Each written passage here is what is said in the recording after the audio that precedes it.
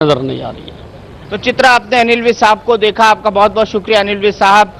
उनका कहना है कि हरियाणा को लेकर पेंच पूरी तरह से फंसा हुआ है। हजका के साथ जो अलायंस है उसकी उम्मीद उन्हें बेहद कम नजर आती है, क्योंकि कुलदीप बिश्नोई एक अड़ियल रवैया अपनाए हुए हैं और स्टेट लीडरशिप से बात करने को बिल्कुल राजी नहीं है। चित्रा, बिल्कुल, हरियाणा में कुल 90 सीटें हैं और उसको लेकर पेच फंसा हुआ है। लेकिन एक और महत्वपूर्ण चीज जो जहां पर आप मौजूद हैं दीपक जी, वहां पर देखने को मिल रही है और ये तस्वीरें हम दिखा रहे हैं। लोकसभा चुनावों के दौरान ही हम मान रहे थे कि चेहरा पूरी तरह से बदल गया है, लेकिन आज जो मुख्य द्वार बना हुआ है उस पर हम देख पा रहे हैं अटल आडवाणी की फोटो ऊपर की तरफ छोटी सी है, जबकि बड़े बड़े जितने भी बैनर पोस्टर वहां पर लगे हुए हैं वहां पर सीधे सीधे मोदी और अमित शाह नजर आ रहे हैं। देखिए, परिवर्तन हो चुका है भारतीय जनता पार्टी के अंदर और यह परिवर्तन का संकेत नहीं है, परिवर्तन का संदेश है। और यह संदेश कार्यकर्ता जितनी जल्दी समझ लें उतना बेहतर होगा। अब भारतीय जनता पार्टी को नरेंद्र मोदी और अमित शाह की जोड़ी चलाएगी, यह बिल्कुल साफ हो गया है। लालकृष्ण आडवाणी को न तो कैबिनेट के अंदर लिया गया है, वो कैबिनेट में शामिल होना नहीं चाहते थे, लोकसभा के स्पीकर बनना चाहते थे, उन्हें वो भी नहीं बनाया गया है, एनडीए का चेयरमैन भी उन्हें नहीं बनाया गया है। यानी एक तरह से पूरी तरह से हाशिए पर ढकेल दिया गया है। यही हाल डॉक्टर मुरली मनोहर जोशी का किया गया है। तो जाहिर सी बात है कि बीजेपी और आरएसएस उनको बिल्कुल एकोमोडेट नहीं करना चाहती है। मार्गदर्शक की भूमिका से भी उनको धीरे धीरे दूर किया जा रहा है। तो अगर पोस्टर में भी उनकी तस्वीर छोटी होती जा रही है और आगे चलकर गायब हो जाए तो उसमें कोई आश्चर्य नहीं होना चाहिए। चित्रा, बिल्कुल, परिवर्तन प्रकृति का नियम है और उसी प्रकृति को आगे बढ़ाती हुई बीजेपी इस वक्त नजर आ रही है। ये पोस्टर्स, बैनर तमाम आपको हम दिखा भी रहे हैं तस्वीरों में। लेकिन दीपक जी, एक और महत्वपूर्ण बात है, हमने जिस तरह से देखा अमित शाह की यहां पर औपचारिक रूप से ताजपोशी कर दी गई है, लेकिन जिस तरह की जीत उन्होंने उत्तर प्रदेश में हासिल की है, अगर बाकी के जिन राज्यों में विधानसभा के चुनाव होने हैं वहां पर चुनौतियां आपको किस तरह की नजर आती हैं? क्योंकि हाल ही में उत्तराखंड के रिजल्ट हमने देखे जिसने बीजेपी के सामने भी इस वक्त कई सवाल खड़े कर दिए हैं।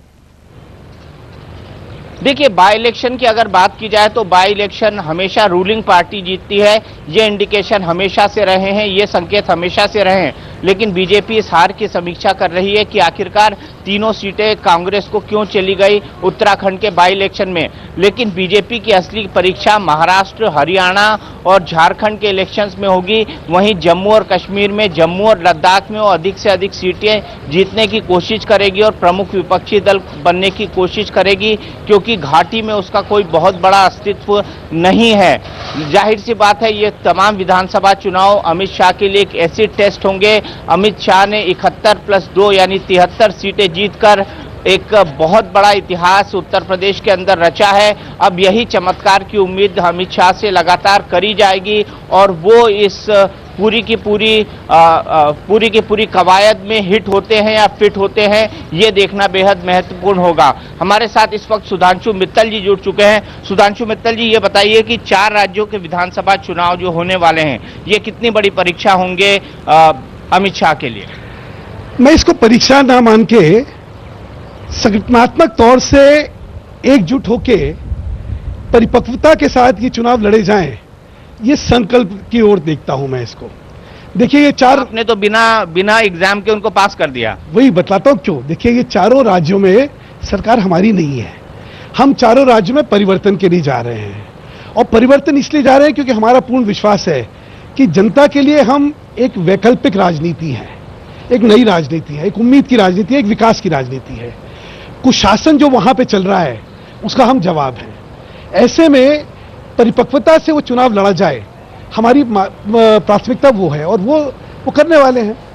तो आपको क्या लगता है, ये उनके लिए परीक्षा नहीं, अग्नि परीक्षा नहीं ना? देखिए, राजनीति में जीत और हार एक चीज होती है, परिपक्वता संगठनात्मक तौर से एकजुट होकर लड़ना और एक वैकल्पिक राजनीति का जो स्वप्न है लोगों के सामने पेश करना अधिक महत्वपूर्ण ये होता है। तो इसको चुनौती बनौती के तरीके से हाँ उकसाने के लिए लोगों को कहना ठीक है, लेकिन असली बात यह है कि चारों जगह हमें ये पूर्ण विश्वास है कि एक नई सरकार बनाएंगे हम लोग उसमें, और उसके लिए जा रहे हैं। क्योंकि नहीं, संगठनात्मक क्षमता की अगर आप परीक्षा लेंगे और अगर एकजुट होकर लड़ेंगे तो जीतेंगे ही जीतेंगे। पूर्ण विश्वास है, मैंने कहा उसमें कोई दो राय थोड़ी है।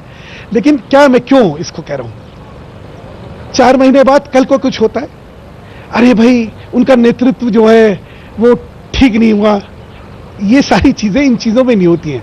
राजनीति में जीत और हार अपनी जगह है, लेकिन आपने किस एकाग्रता से, किस दृढ़ता से और किस आत्मविश्वास से और किस संगठित तौर से आपने चुनाव लड़ा, ये सबसे ज्यादा महत्वपूर्ण है। और अमित शाह जी की जो क्षमताएं हैं, उनका जो कौशल है, चुनावी कौशल है, वो सबने देखा है। और मुझे लगता है उससे प्रोत्साहित होकर, उससे सब में आत्मविश्वास, आत्मबल के साथ जब सब जाएंगे तो विजयश्री हमारी होगी। चलिए, विजयश्री हमारी होंगी। स्पिन डॉक्टर करते हैं सुधांशु मित्तल, इसलिए उनकी स्पिन डॉक्टरी जो है हमेशा काम करती है, कम से कम शब्दों के जरिए तो। और इसीलिए चित्रा उन्होंने समझाने की कोशिश की है कि ये अग्नि परीक्षा नहीं होगी, लेकिन वाकई में ये एक एसिड टेस्ट जरूर होगा अमित शाह के लिए आने वाले 4 राज्यों के विधानसभा चुनाव। बिल्कुल, और उसके लिए कार्यकर्ताओं को पूरी तरह से कमर कस लेने की बात अमित शाह की ओर से कही गई है। बहुत शुक्रिया दीपक जी जुड़ने के लिए, आगे भी आपसे जानकारी हम लेते रहेंगे। तो कुल मिलाकर लब्बो-लुआब जो अमित शाह के एजेंडे में रहा है वो यही था। उनके भाषण को अगर मुख्य रूप से देखें तो विधानसभा के चुनाव उनका प्रमुख लक्ष्य है और इसके लिए उमंग, उत्साह, उल्लास भरने की कोशिश उनकी ओर से की गई है। आगे बढ़ेंगे। उधर सांप्रदायिक हिंसा को लेकर राहुल गांधी ने क्या कुछ कहा है बताएंगे आपको ब्रेक के बाद। आप कहीं मत जाएगा।